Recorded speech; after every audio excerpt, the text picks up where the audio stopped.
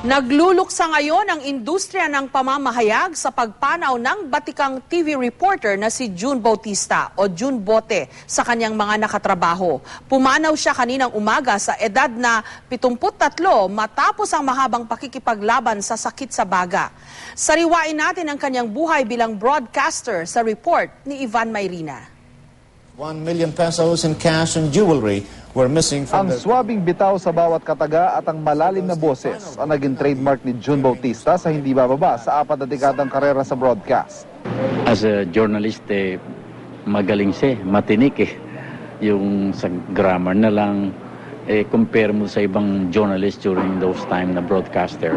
Iba si Bote, yung accent na lang niya talagang pang-broadcast siya.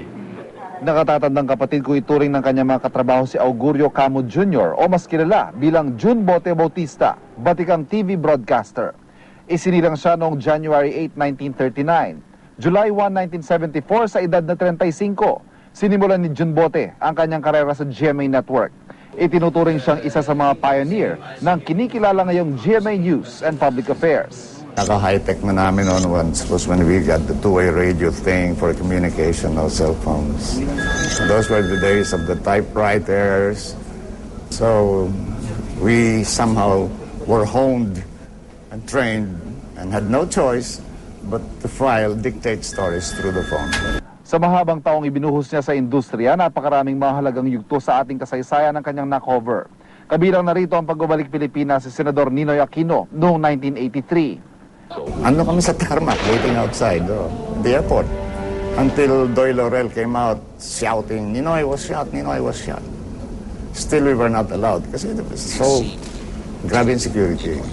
Pinapasok nga kami mga 2 hours later because he was shot at around 1 p.m. Mga 3 p.m. Napuwersa na silang magbigay ng press con. Mga storya sa politika ang karamihan din sa mga ibinalita ni June. Matagal-tagal din niyang naging beat ang Senado. Respetado hindi lang ng mga kapwa mamamahayag, kundi ng mga mismong senador na kinover niya.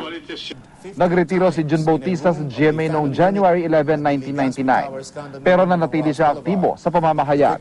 Naging kolumnista rin siya sa isang tabloid.